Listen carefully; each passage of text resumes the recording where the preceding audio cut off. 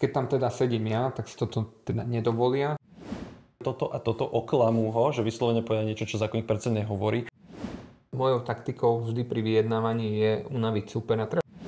Záleží, akého partnera máš na druhej strane stola. To môžeš mať od konštruktívneho po úplne arogantného človeka na druhej strane stola. Presne tak.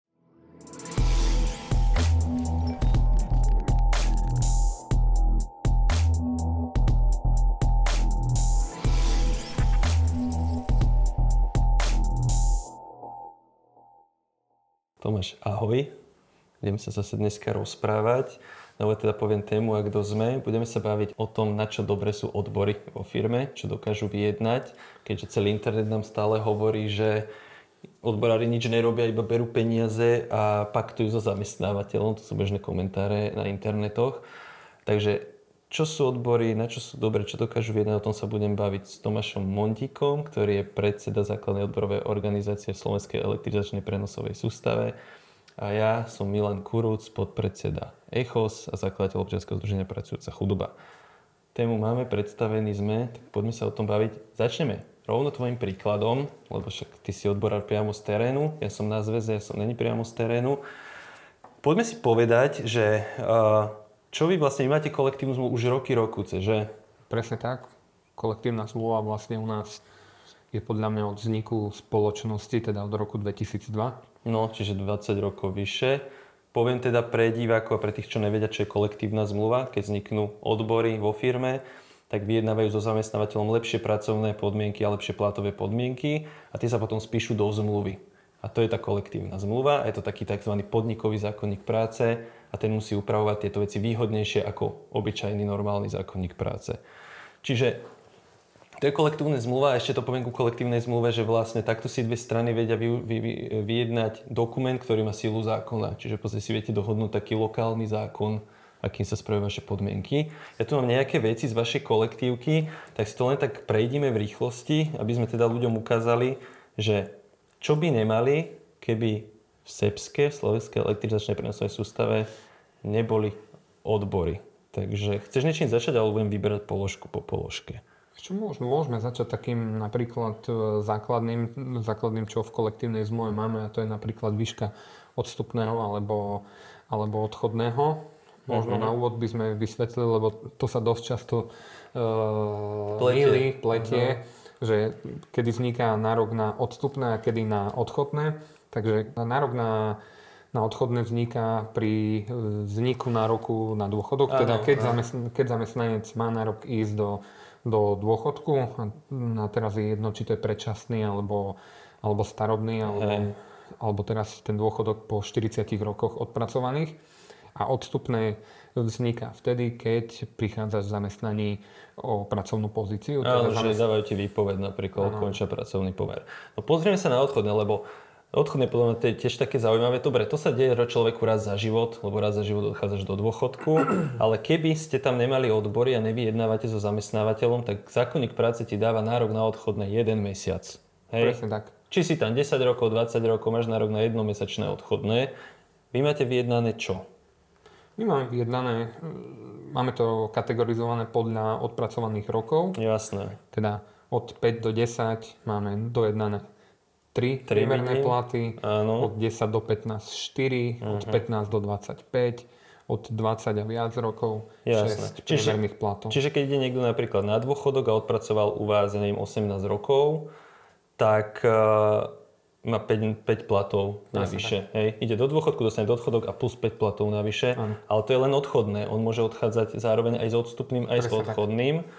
Takže napríklad, keby mal 18 rokov odpracovaných, odchádza do dôchodku, má 5 platov navyše, a keby odchádzal zároveň aj s odstupným, nielen s odchodným, tak k tomu sa mu prihodí, vidím, že 10 platov. Hej. Čiže mal by 15 platov pri odchode do dôchodku. Nie, pretože sa odpočítava ten zákonný rámec a len to odstupné, ktoré máme. To je navyše. Tak si môžeme povedať tieto rozdiely medzi odstupným zo zákonníka a vďaka tomu, keď sú tam odbory, že aký nárok má človek u vás na odstupné. Tak poďme tak po rokoch asi, hej? Áno. Možno začnem tým, že u nás je dojednané v kolektívnej zmluve odstupné navýšené oproti zákonníku práce až po 5 rokoch odpracovaných vo firme. Do 5 rokov má ten zamestnanec teda nárok iba na zákonom stanovené odstupné, teda výšku odstupného.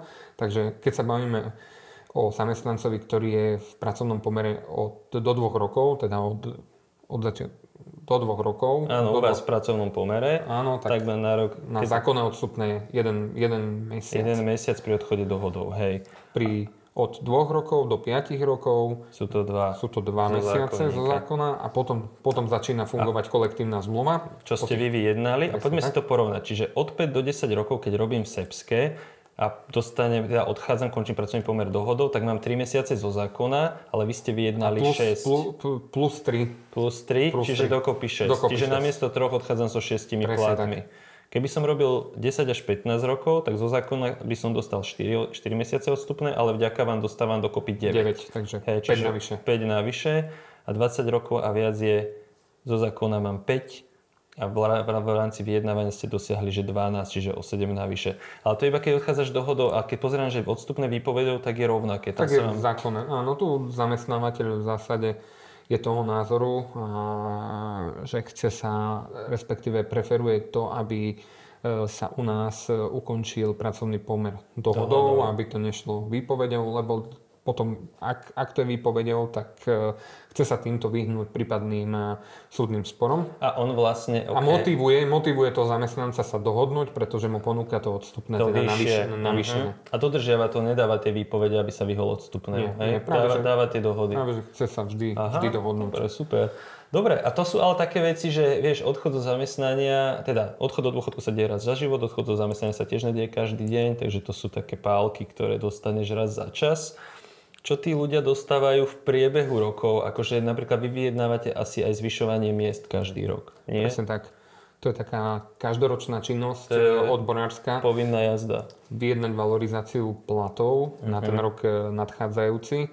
V zásade aj teraz sme v kolektívnom vyjednávaní od septembra a tou základnou požiadavkou je valorizácia. Pre tento rok sme sa rozhodli, respektíve pre ten budúci rok sme sa rozhodli požadovať valorizáciu na úrovni 15%. Dôvodov je viacero. Jednak tá inflácia, ktorá nejakým spôsobom tu je prítomná posledné 2-3 roky, navýšila teda každému, respektíve zobrala z peňaženiek o dosť viac peňazí a týmto sa snažíme kompenzovať ten inflačný tlak na zamestnancov. Dobre, ale to je to, čo vy pýtate. Áno. A vy dojdete, vypýtate si, že chceme 15%, poďme sa baviť o tom, že na budúcemu roku zvýšite každému výplatu o 15%, ale zamestnávateľ na to nepovie, dobre, ideme do toho. Tam začína to vyjednávať, on povie, nesúhlasím, hej. Odborár vždy pýta viac, než nakoniec dostane. Takže niekomu sa môže zdať táto požiadavka troška premrštená, ale v zásade je to spôsobené jednak tou infláciou, ale aj taktikou samotného vyjednávania, takže vždy je lepšie pýtať si viac, aby sa ten potom kompromis niekde stretol, niekde v strede medzi tým, čo je prvotná požiadavka odborov a prvotná požiadavka zamestnávateľa. Poslednú ponuku na týchto 15% od zamestnávateľa ste mali, ako ste mali proti? Niekde na úrovni 6 a 7%. A teraz mi povedz, že keby tam neboli odbory, myslíš si, že takto, že zamestnávateľ by proste dal 6 až 7% sám od seba? No to je taká hypotetická otázka, ale v zásade zamestnávateľia na Slovensku, slovenskí zamestnávateľia si myslím, že sú veľmi skúpi na to, aby valorizovali sami od seba nejakým relevantným percentom, ktorý by po výsledku nejakým spôsobom tie reálne mzdy zamestnancov zvyšoval. Lebo ja sa stretávam často na vyjednávaniach, keď si nás zavolajú nejakí odborári do podniku, že pomôcť s vyjednávaním, tak veľakrát tí zamestnávateľe hovoria, že my tu odborárov nepotrebujeme, však my tým ľuďom chceme zvýšiť aj bez odborárov. My vieme, že im musíme zvýšiť, my potrebujeme prilákať ľudí aj z trhu práce sem, takže my vieme, že budeme zvyšovať a my budeme zvyšovať, či sú odbory sú alebo nie sú. A tým vlastne ako keby devalvujú prínos tých odborov, ale čo si ty o tomto myslíš, že dá sa týmto odbiť význam odborovej organizácie vo firme? To určite nie. Lebo? Ja chápem, že na teraz z časti majú asi tí zamestnávateľia pravdu, pretože ten pracovný trh je nejakým spôsobom napätý a deformovaný. Teda chýba veľa pracovnej sily a teda to vytvára prirodzený tlak na to, aby tí zamestnávateľia teda tie mzdy zvyšovali.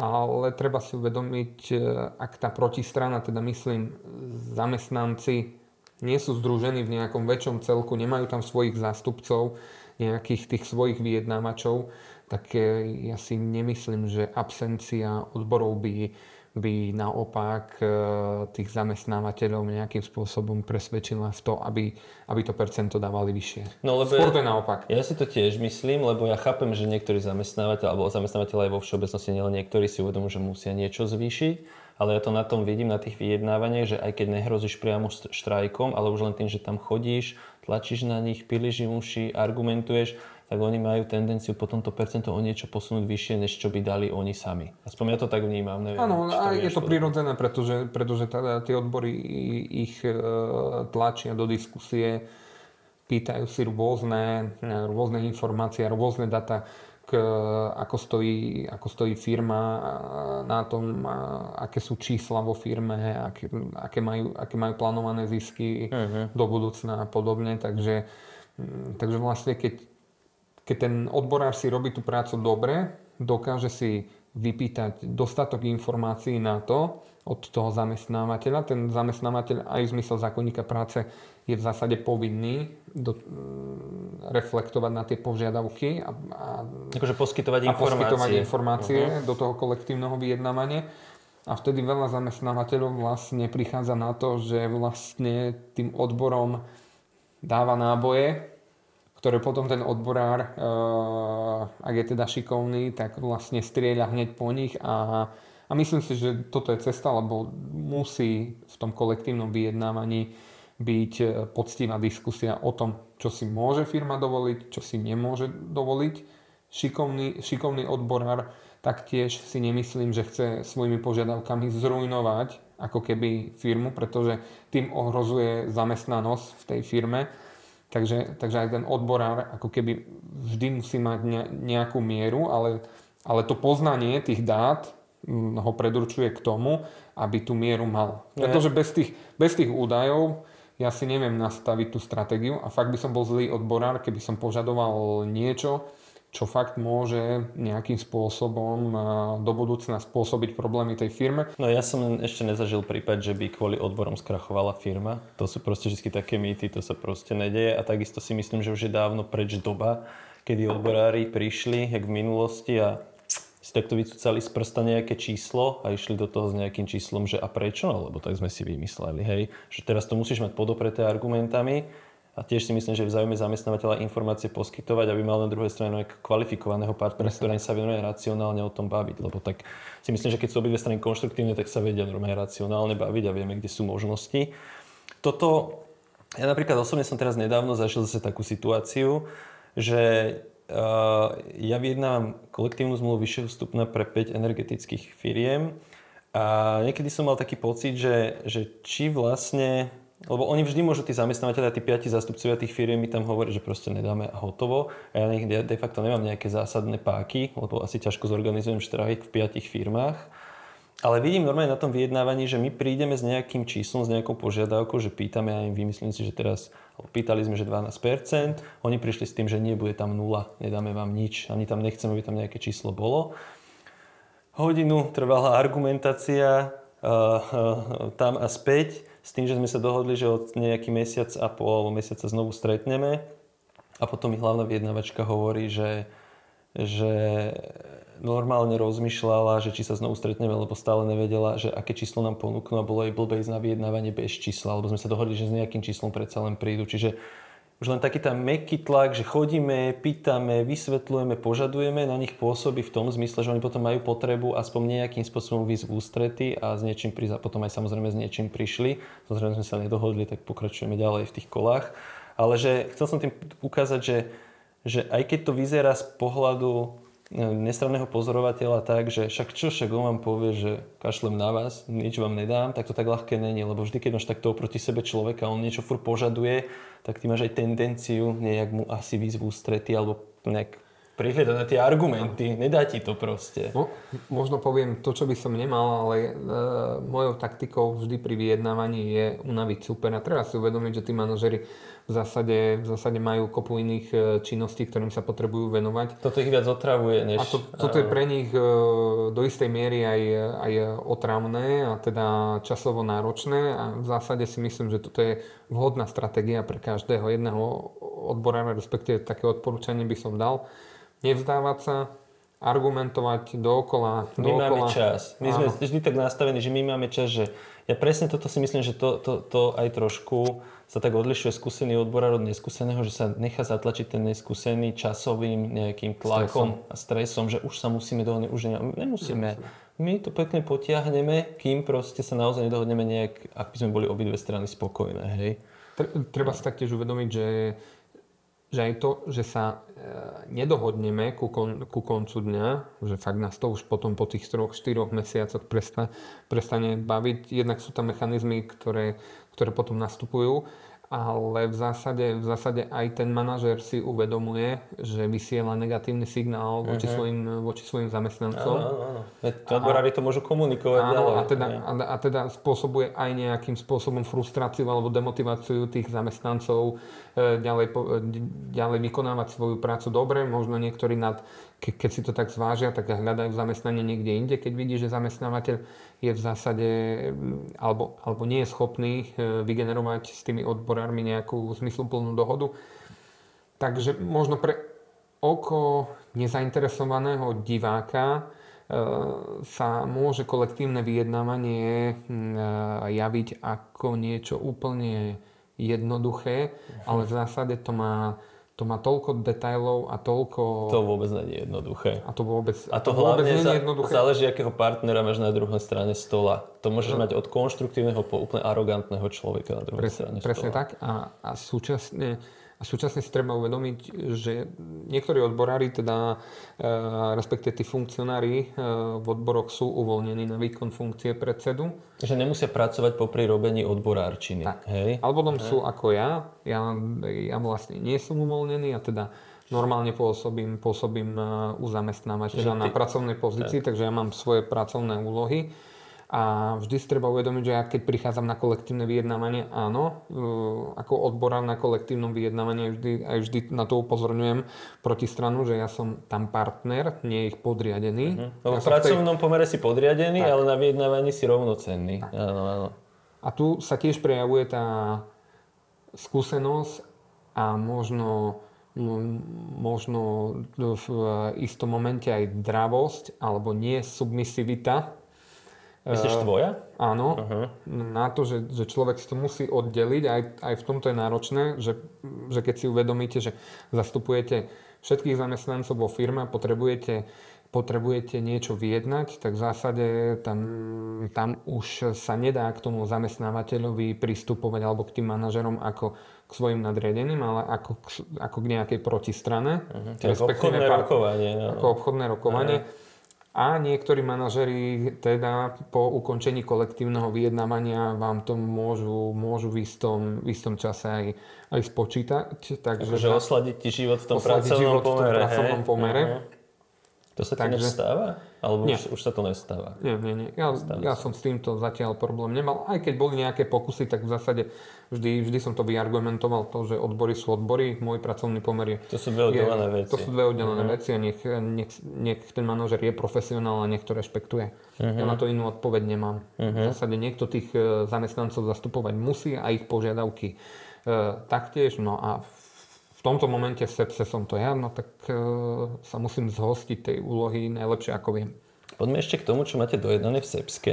Iba taký stručný prehľad, aby ľudia videli, že dobre, bavili sme sa o odstupnom, o odchodnom. Potom tu máme v tabuľke ďalšie položky. Napríklad mzdové zvýhodnenie za sobotu, za nedeľu, to sú tie príplatky za sobotu, za nedeľu, za noc. Zákonník práce nejaké dáva. Predpokladám, že vy keď vyjednávate, asi vyjednávate vyššie. Čiže máte vlastne vyjednané vyššie príplatky, ináč by ľudia mali iba to, čo im dáva zákonník. Potom tu máte mzdové zvýhodnenie za popoludnejšiu prácu, odpoludnejšiu zmenu. To znamená, že keď niekto robí asi od 14. do 22. tak má zase nejaký príplatok, hej? Za tie odpracované hodiny. Áno, že tu napríklad píšeme, že máte 80 centov na hodinu a budete teraz pýtať 90 centov na ďalší rok. A takýto príplatok, to treba povedať, takýto príplatok v zákonníku práce není. nie To by bola nula. Zo zákonníka práce by to bola nula. Takže teraz to je 90 centov na hodinu. Potom možno tie všetky príplatky, s ktorými počíta zákonník práce, my sa snažíme mať niekde na úrovni navýšené od 10 do 20%. Toto je nejaká naša požiadavka, tak aby to bolo nejakým spôsobom aj z druhej strany akceptované. Napríklad zákonník práce dáva človeku príplatok za prácu v sťaženom prostredí. Vy to tiež vyjednávate vo vyššej sume. Áno. Mzdovú kompenzáciu za hluk tiež máte vo vyššej sume. A potom máte kadejakú mzdové zvýhodnenie pri práci vo výškach, podľa toho, či si do 20 metrov, do 50, nad 50 metrov, tak zase máte nejaké príplatky vo výškach, ktoré by inak neboli. Tak. Hej?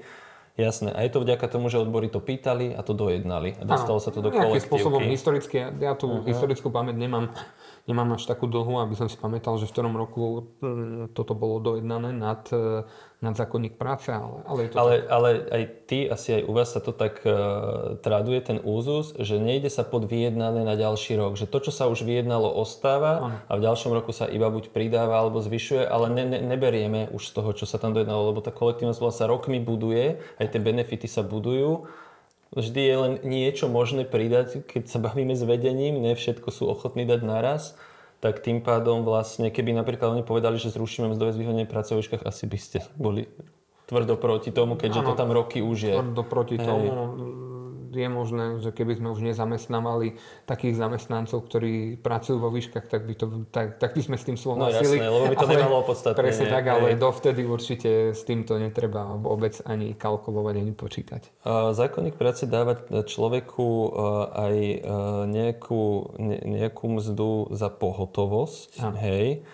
To je 0,86 dneska, alebo respektíve to bude budúci rok 0,86 myslím. Vy máte... My požadujeme do budúceho roku navýšiť tento príspevok na euro 80. Áno, čiže 0,86 dáva zákonník, vy 1,8 pýtate. Áno. OK. Napríklad 13. 14. plat. Ja viem, že teraz trošku poprem to, čo som povedal. 13. 14. plat ste dlhodobo mali. Áno. Zadefinovaný a teraz nemáte. Čo sa s tým stalo? Management minulý rok istým spôsobom využil to, že naša kolektívna zmluva strácala platnosť, končila jej platnosť. Nejakým spôsobom si vymysleli novú mzdovú štruktúru, kde vlastne chceli transformovať 13. 14. plat do základnej mzdy. To bola taká prvá požiadavka a súčasne nám nastavili aj KPIčka k tým základným platom, teda máte tam nejakú nenarokovateľnú zložku mzdy, vyhodnotenú percentuálne za každý mesiac, vyplácané. Podľa nejakej dosiahnuteľov výkonu dostaneš nejakú ďalšiu zložku, nejaký variabil, hej? Presne tak. Ale budem pokračovať, pretože to je dôležité povedať. Stretlo sa to u nás s veľkou nevôľou zo strany zamestnancov, ale ja som od začiatku nejakým spôsobom bol skôr naklonený tejto zmene, pretože ten 13. 14. plat my sme v kolektívnej zmluve mali nastavené dosť nešťastne, a to tak, že vlastne hneď v prvej vete toho 13. platu bolo napísané, že to je nenarokovateľná zložka mzdy. A my keď sme vyjednávali predtým s tým manažmentom, a keď sme chceli niečo navyše, teda vyššiu mieru valorizácie, väčšie zvýšenie, tak povedali, že dobre, dáme vám to, ale vám nevyplatíme 13. plat. No a tu si treba uvedomiť, že ja som bol potom vo veľmi zlej vyjednávacej pozícii, kde na jednej strane som mal určitú požiadavku na valorizáciu, na druhej strane zamestnávateľ strašil, to bolo strašenie, v zásade, že nám nevyplatí 13. plat. On keď tak učinil, tak to hodí na plecia odborov, že to máte preto, lebo odbory mali vysoké požiadavky inde a nakoniec sme sa rozhodli teda vám to nevyplatiť a vlastne tí zamestnanci by potom mohli tú odborovú organizáciu akože veľmi negatívne vnímať. Hej? Takže pre mňa tento krok bol pragmatický práve v tom a treba si uvedomiť, že základný plat vám nikto nezoberie. No, a keď sa to transformuje, keď sa ten 13. 14. plat transformoval do toho základného platu, tak prináša určite väčšiu mieru istoty do toho odmeňovania. To treba ešte raz zdôrazniť, že on nezmizol, on sa rozpustil do základu. Čiže ten 13. 14. plat sa zrátal a vydelil 12 a o to sa zvýšili mzdy. Akože toto je taká ošemetná vec, lebo ja na jednej strane som tiež zastanca toho, aby sa dávalo všetko do základu.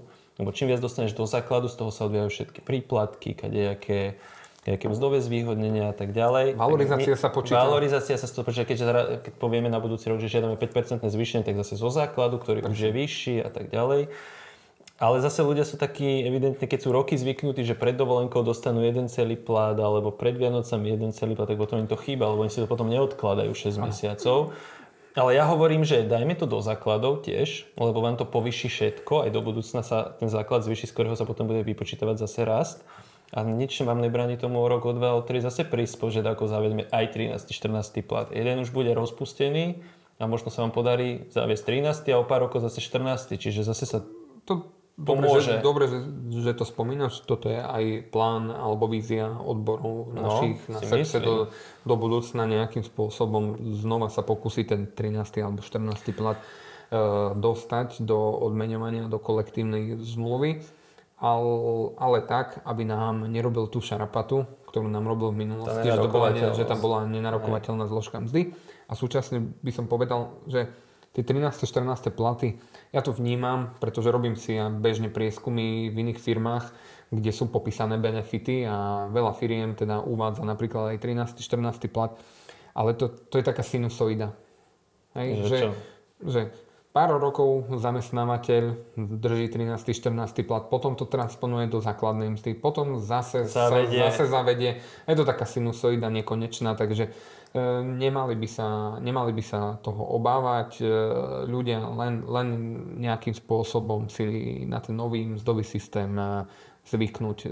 Je treba si uvedomiť, že tí manažeri, keď sa menia v tých firmách, tak každý chce po sebe zanechať nejakú tú stopu, tak príde s nejakou šialene novou myšlienkou a zavádza si tú mzdovú politiku nejako. To je ich legitímne právo a v zásade je to, aby ten zamestnávateľ, aby nejakou to zmenou zamestnávateľ neprišiel o čas toho príjmu. Hej, vieš čo mňa zaujalo na tom 13. 14. plate ešte, že keď sme pred rokmi prelobovávali to opatrenie, že sa musia vádzať mzdy v inzerátoch, tak sme strašne chceli, aby to pre tie firmy pôsobilo konkurenčne, že keď tam firma ponúka takú základnú mzdu a tam takú, tak tí ľudia budú posielať radšej životopisy tam, kde je väčšia.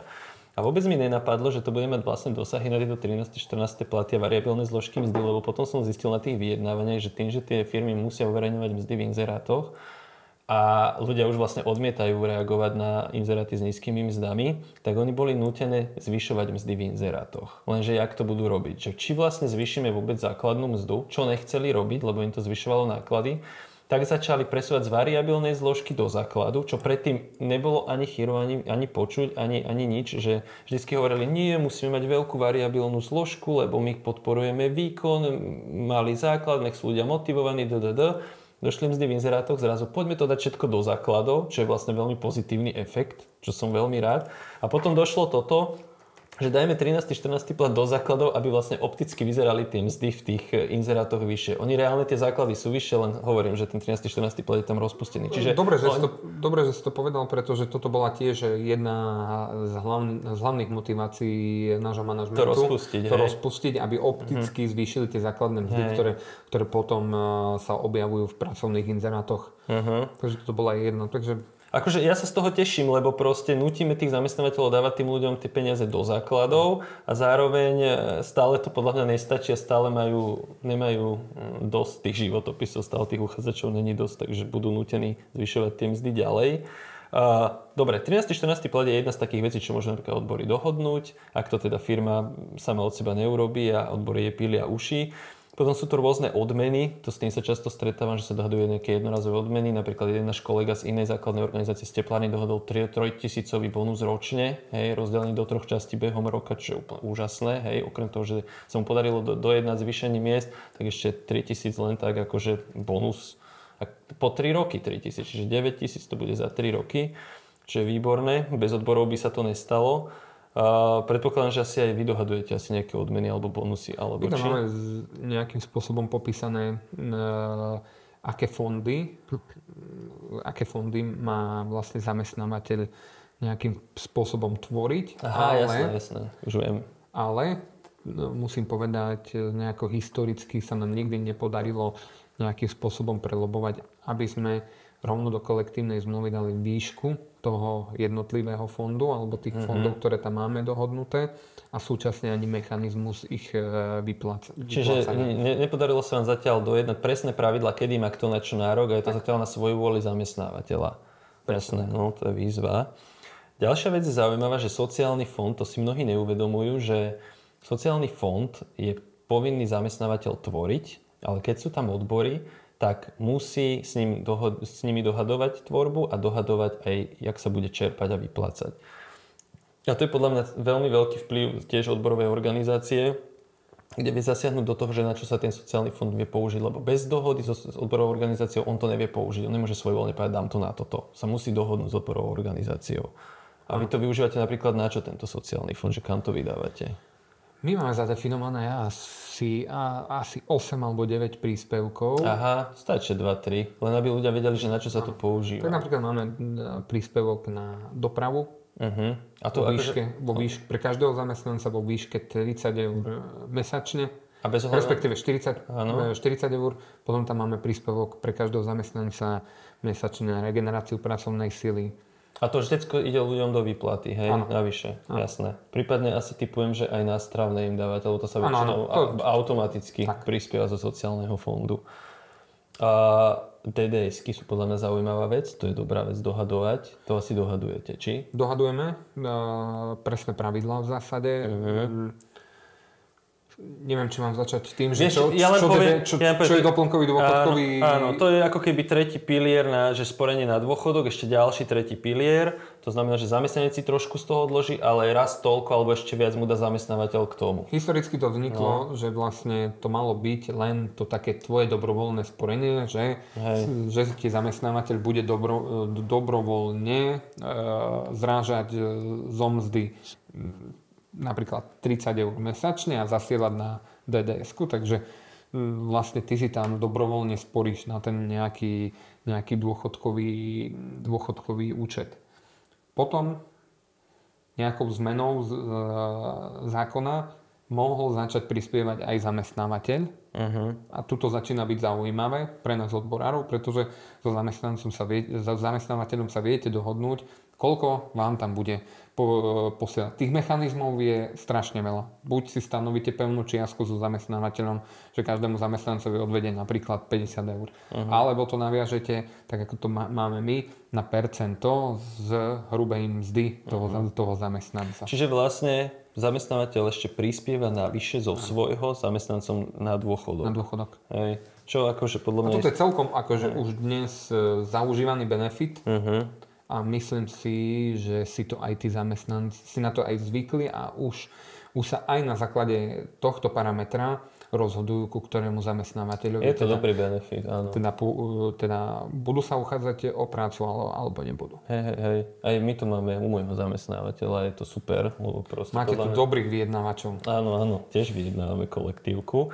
Dobre, čiže vlastne tu vidíme, že keby u vás v SEPSe odbory neboli, tak asi by ani nebolo vyššie odstupné, ani vyššie odchodné, nejaké mzdové príplatky za sobotu, nedeľu, nočnú, popoludňajšiu zmenu, príplatky vo výškach, kadečo, 13. 14. plat, ten sme vyriešili, keď sociálny fond by nebol riešený, príspevky a tak. A to je vlastne, to som chcel takto komplikovane ilustrovať na tomto, čo všetko tie odbory robia, pretože často sa stretávam teda s argumentom, že odborári niečo nerobia. A ja si teda myslím, že odborárčina je celkom náročná robota, lebo to teda, obzvlášť napríklad pre človeka, jak si ty, ktorý není uvoľnený na výkon tej funkcie, lebo ty robíš svoju robotu a popri tom vlastne robíš odborárčinu. A robiť odborárčinu z môjho pohľadu, z mojej skúsenosti znamená byť medzi dvomi mlynskými kameňmi. Tuto čeliť zamestnávateľovi a tuto čeliť ešte aj svojim zamestnancom, ktorí furt niečo požadujú, furt sú s niečím není spokojní, furt frflú a furt sa im niečo nezdá nič dobré. Čiže to asi nie je úplne ľahké vyvažovať všetky tieto záujmy, či? Ja si myslím, že si to dobre konštatoval, ale možno ten svoj pohľad z tej reality v zásade najväčší problém, ktorý ja vnímam zo strany zamestnancov je ten, že oni si tak zvyknú na tú kolektívnu zmluvu, že vôbec neuvažujú nad tým, že o nich môžu prísť. Ak tam nebude tvrdý odborár, ktorý si vie nejakým spôsobom zastať svoje a vyjednať tie podmienky opakovane, alebo tie podmienky ešte dokonca zlepšovať, tak proste tá kolektívna zmluva bude z roka na rok horšia, no tak môže stratiť platnosť, hej? Môže stratiť nemusí platnosť, sa vyjednať nová? Ja musím povedať za seba a za tú partiu, ktorá sa mi podarila vyskladať v rámci výboru nášho odborárskeho, že tam máme dobre, kvalitne nastavené vzťahy, každý vie, čo má robiť. Treba si uvedomiť, že Srbska pôsobí na celom území Slovenska. Pre mňa jedného z Bratislavy manažovať niekoho v Lemešanoch je veľmi ťažké. Ja tam potrebujem mať toho odborára, toho člena výboru, ktorý proste ďalej posúva informácie, stará sa o tých zamestnancov, tak aby, lebo základ tej odborárskej práce mimo vyjednávanie informovať a ešte raz tu zopakujem, informovať tú členskú základňu tých zamestnancov o tých úspechoch. Niekedy je treba informovať aj o neúspechoch, nebáť sa ich nejakým spôsobom priznať, pretože každý, kto pracuje a kto robí popri tom aj chyby a budovať u tých zamestnancov dôveru.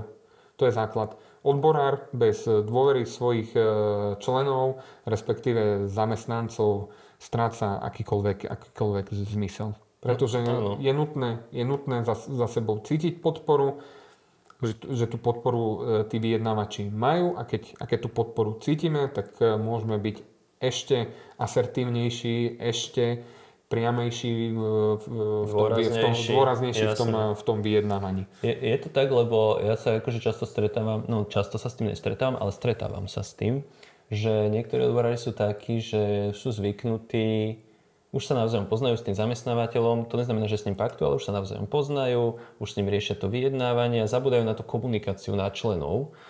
A potom, keby zrazu došlo k najhoršiemu, že ten zamestnávateľ proste je absolútne neústretový a oni potrebujú zrazu tú členskú základnu, aby im prišla na pomoc, neviem, podpísala nejakú petíciu alebo si dala nálepky, že podporujem vyjednávačov, dala zamestnávateľ najavo, že za nimi stojím, tak tá členská základňa je potom vlažná a potom, keď sa ten odborár na ňu obráti, tak ho pozerajú, však pol roka si sa neozval, nic si nám nepovedal, my nevieme, čo sa deje za zavretými dverami pri tom vyjednávaní, tak čo teraz od nás chceš? Že niektorí keby zabúdajú držať tú členskú základnu vo vare a nedržia ich, akože neinformujú ich. A niekedy to naráža aj na to, že pri tom vyjednávaní zamestnávateľia často tlačia na odbory, aby neinformovali. Hovoria o tomto, že tieto informácie sú dôverné, zachovávajte mlčanlivosť a keď ju nezachováš a informuješ, tak ti to potom vyčítajú, že si nespoľahlivý, neseriózny. Ale ja vždy hovorím tým odborárom, aby potom argumentovali tak, že ale prepáčte, pán riaditeľ, moja primárna povinnosť je informovať svojich členov, oni majú primárne právo na informácie odo mňa a predsa úplne bežné veci, čo sa tu nedohadujú a v ktorom sme akom bode, ja tu neprezrádzam obchodné tajomstvo, ja mám primárnu povinnosť svojich členov informovať. My tiež vedeniu nehovoríme, jak má manažovať firmu alebo s kým majú dohadovať biznisy, tak nech oni nám nehovoria, jak my máme robiť náš biznis. Však odborárčina je tiež nejaký model fungovania, ktorý má nejako fungovať, hej, čiže proste to nemôžu ti nakazovať mlčanlivosť a ty by si sa tomu nemal podriadovať, lebo to sa niektorým súmyslným odborárom stáva, že zamestnávateľ to robí zachovajte mlčanlivosť, lebo sa s vami nebudem baviť a neviem čo a potom oni sú v takej schizofrénii, áno, v takej schíze, že a čo ja teraz mám robiť? Ja potrebujem informovať ľudí a... Tak celkom ani nie, že vtipne a ja si myslím, že tam je veľa pravdy, ja to vždy takto komentujem manažerom v našej spoločnosti, že pre vás, akože pre členov predstavenstva je akcionár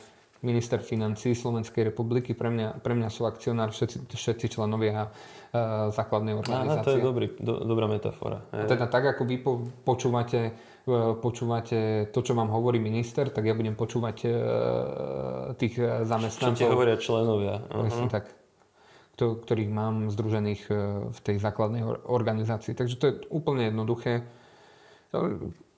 Akože tých tých spôsobov, ako doručiť tie informácie pre zamestnancov je niekoľko.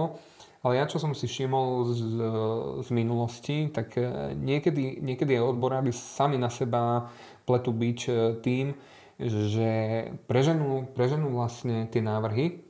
Že vyvolajú veľké očakávania v ľuďoch? Veľké očakávania v ľuďoch, potom sa stretnú s realitou, potom sa nejakým spôsobom vykreuje ten kompromis a sám odborár spôsobí veľkú vlnu frustrácie alebo sklamania. Poviem príklad, že pýta 20%, ľudia vidia, že odborári pýtajú 20%, už sa namlsajú, už cítia, že možno budeme mať 20% zvýšenie, už si v hlave rátajú tie zvyšovania mzdy, ale nakoniec sa dohodnú na 8. Hej? A je to úplne prirodzené. Tak ja napríklad pristupujem k tomu návrhu tak, že ja prvý polrok vlastne dám členom základnej organizácie, aby zasielali štruktúrovane svoje návrhy do kolektívnej zmluve.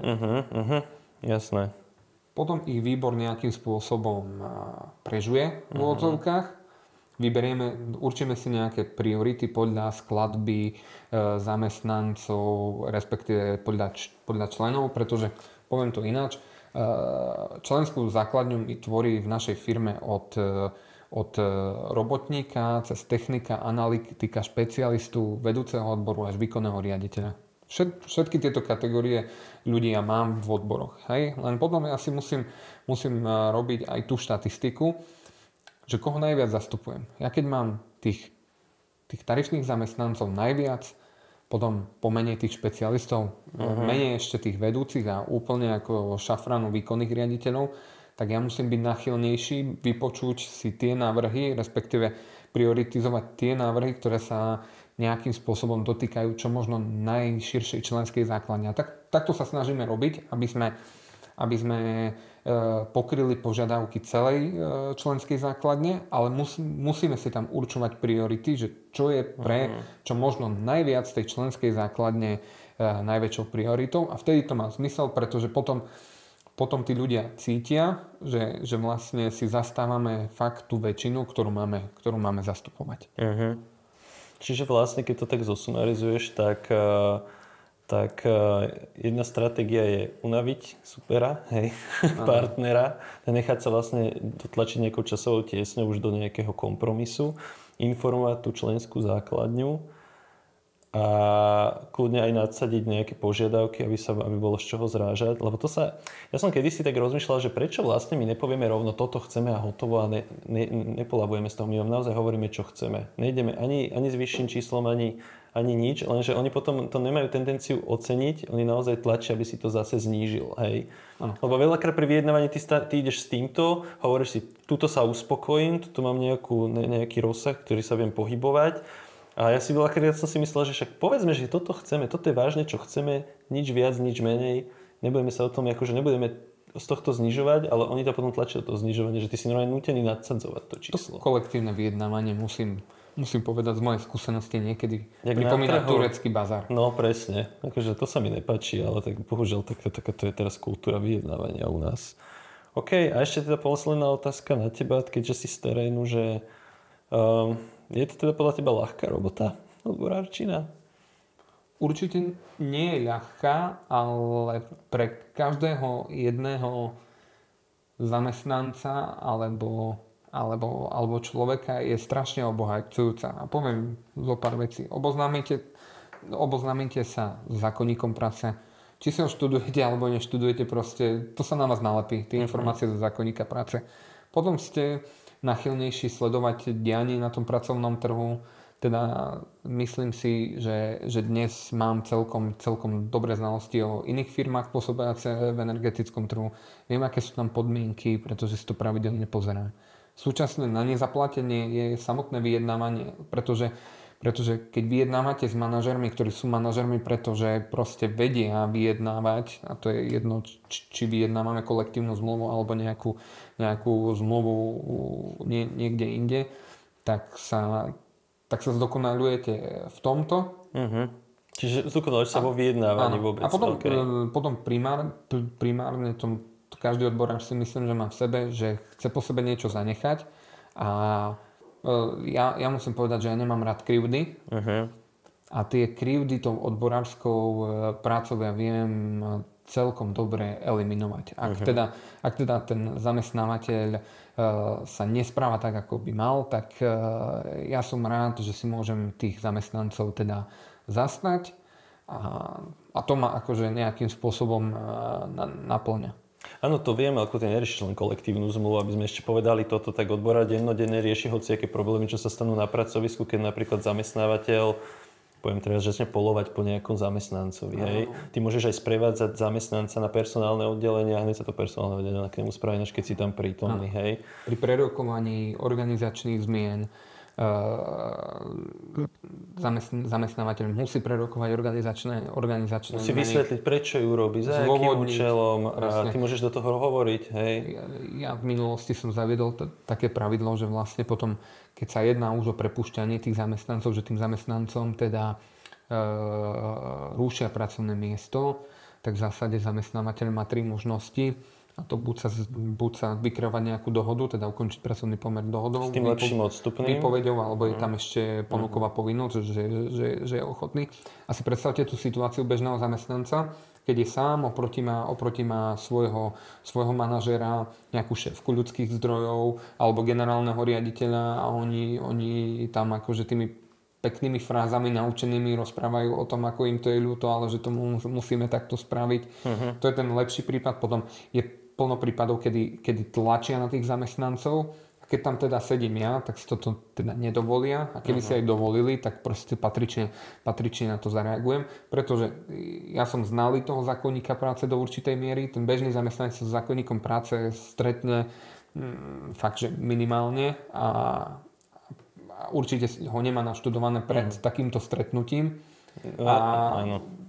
Akože nemám rád tieto stretnutia, lebo tam je proste strašne negatívna emócia sa tým celým nesie. Je tam konfliktná atmosféra, hej? Konfliktná, taká proste veľmi emočná, hej, ale aj toto je vec, ktorá mi prináša teda skúsenosti, aby som sa v takýchto situáciách teda nejakým spôsobom v odzovkách nezosypal, alebo aby mi to nebolo nepríjemné, že si to utúžim v sebe a potom, keď tá emócia s vami nelomcuje alebo nervozita, tak viete oveľa lepšie reagovať.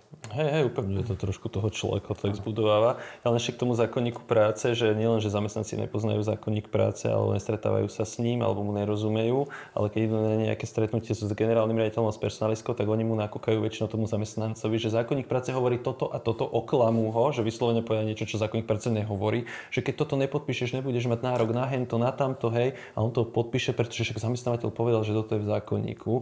A úplne dôverčivo, naivne popodpisujú všetko a vyslovene častokrát akože normálne odchádzajú oklamaní z toho personálneho oddelenia. To není nič, čo by nebolo výnimočné. Tak, treba si uvedomiť, že tí manažeri zvyčajne majú taký neduch a to, že sú veľmi dobrí manipulátori. A vedia tých zamestnancov tak zmotať, že vlastne keď odchádza, Sice odchádza s úsmevom, ale s podpísaným takým papierom, ktorý by za normálnych okolností nikdy nepodpísal. No potom je tiež ľúto tomu človeku povedať, že čo za blbosť vlastne podpísal. Áno. Hej, preto vždycky odporúčame ľuďom, hlavne keď teda sú združení v nejakých odboroch, že preboha predtým, než niečo podpíšete, však zamestnávateľia radi obchádzajú odborové organizácie, dávajú podpísať nejaké dodatky k zmluvám a kadečo, však zavolajte tomu odborárovi a spýtajte sa, že či to, čo podpisujete, košer. Hej. Áno, a najlepšie je, aby vás prevádzal a teda neboli ste vystavení tlaku